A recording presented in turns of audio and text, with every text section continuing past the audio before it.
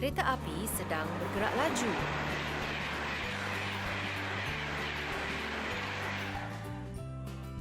Kereta api dari arah selatan akan tiba pada jam 10 malam.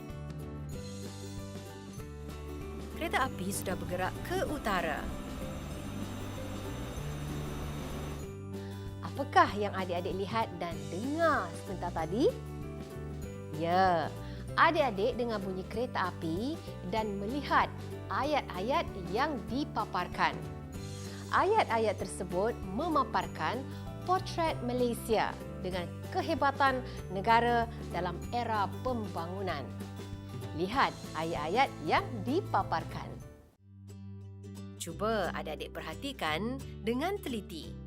Maksud ayat berbeza disebabkan penggunaan perkataan sedang, akan dan sudah. Hari ini kita akan belajar kata bantu yang juga termasuk dalam golongan kata tugas. Apa itu kata bantu?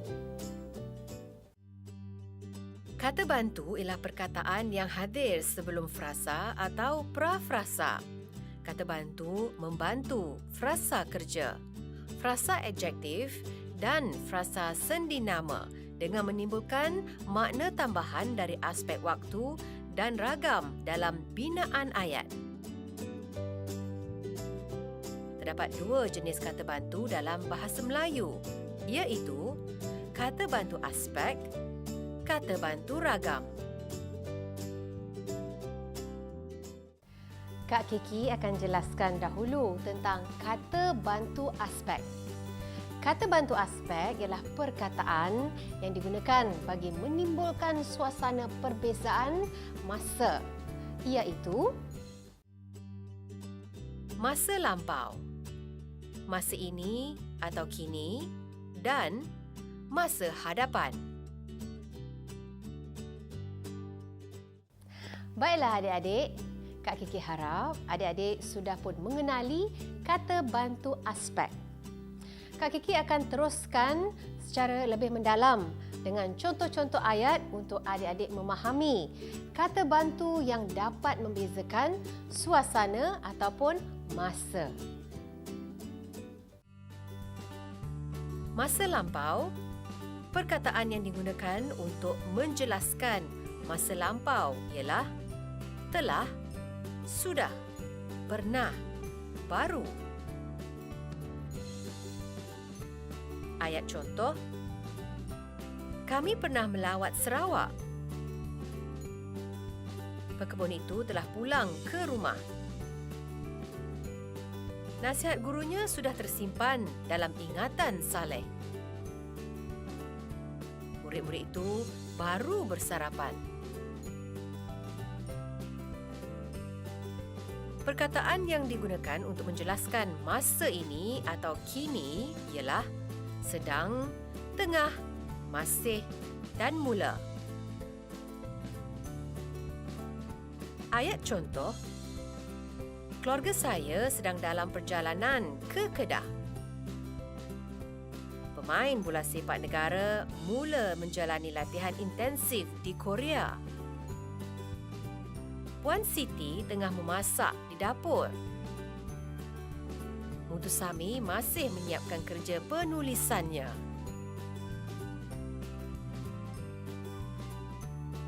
Perkataan yang digunakan untuk menjelaskan masa hadapan atau masa akan datang ialah akan, belum.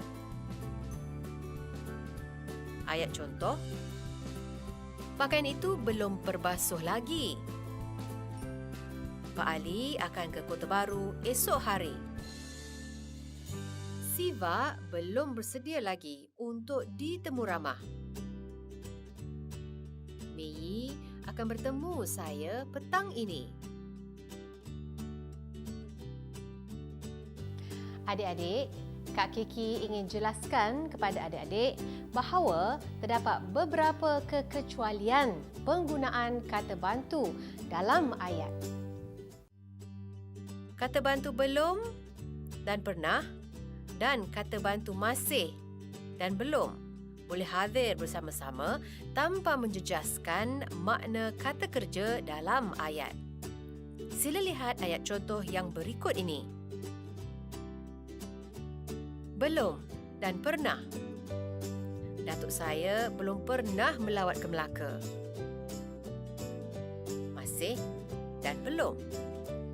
Anita masih belum menjamah nasi itu. Itulah konsep kata bantu aspek. Sekarang, Kak Kiki jelaskan pula tentang kata bantu ragam. Sebelum Kak Kiki meneruskan pembelajaran hari ini, Kak Kiki ingin memberikan sedikit nasihat kepada adik-adik. Dengar nasihat ini ya adik-adik. Adik-adik mesti belajar dengan rajin. Ia hendak mencapai cita-citanya. Anak-anak wajib menghormati ibu bapa. Ibu bapa selalu mengharapkan adik boleh berjaya dalam peperiksaan UPSR.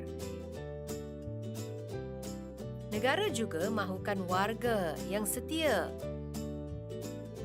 Perkataan yang diwarnakan ialah mesti, hendak, wajib, boleh dan mahu.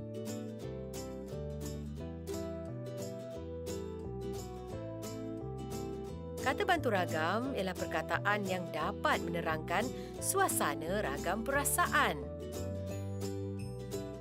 Kata bantu ragam. Hendak, enggan, boleh, harus, mungkin, mesti, memang, patut, dapat, wajib. Kak Kiki tunjukkan ayat-ayat contoh yang menggambarkan ragam perasaan menggunakan kata bantu ragam. Perasaan mesti melakukan sesuatu perbuatan. Sebagai anak, kita harus patuhi nasihat ibu bapa. Rakyat Malaysia mesti menghormati kedaulatan negara. Sebagai insan yang dikurniakan akal, kita patut menyayangi binatang. Murid-murid wajib mempelajari mata pelajaran sejarah. Mereka memang bersedia untuk belajar. Perasaan berhasrat melakukan sesuatu perbuatan. Guru hendak menerapkan semangat cinta akan tanah air kepada murid-murid. Ramai anak muda hendak bekerja sendiri. Budak-budak itu enggan terlibat dalam aktiviti tidak bermoral.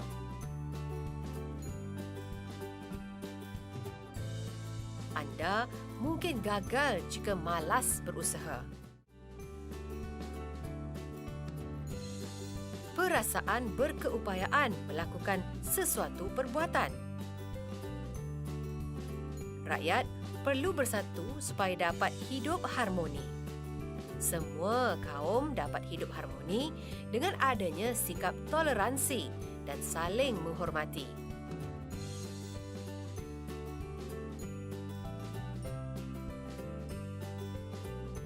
Perasaan keizinan melakukan sesuatu. Rakyat boleh menyuarakan pendapat melalui saluran yang betul. Kemalangan jalan raya boleh dielakkan dengan pemanduan yang cermat.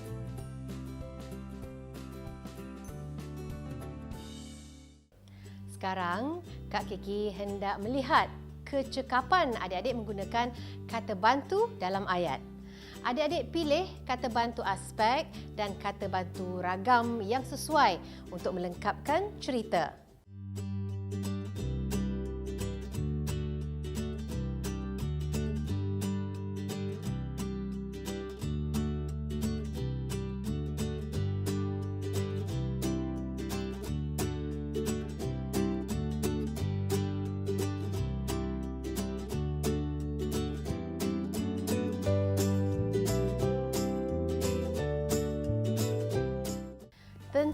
adik-adik sudah melengkapkan cerita dengan kata bantu. Sekarang, Kak Kiki paparkan jawapan dan cuba bandingkan dengan jawapan adik-adik. Danny dan Lim baru selesai mengikuti kelas bimbingan. Mereka hendak menggunakan perkhidmatan bas untuk pulang ke rumah. Bas akan tiba tidak lama lagi. Beberapa orang awam sedang menunggu bas yang sama. Bas telah pun sampai. Kini, kita boleh menaiki bas tanpa berebut-rebut, kata Lim. Jika keadaan jalan raya tidak sesak, kita dapat sampai ke rumah pada waktu senja, kata Danny. Apabila sampai di rumah, Danny mendapati ibunya belum pulang dari pejabat. Untuk mengakhiri episod kali ini, sebagai pengukuhan, adik-adik lengkapkan jadual ini dengan membina ayat menggunakan kata bantu. Ayat untuk aktiviti pengukuhan. Boleh. Kita boleh berjaya jika ada keazaman. Dapat. Atas usaha gigihnya, akhirnya cita-citanya dapat dicapai. Hendak. Dengan kemahiran yang dimilikinya, dia hendak memulakan perniagaan. Harus. Untuk menceburi bidang perniagaan, seseorang itu harus berani. Masih.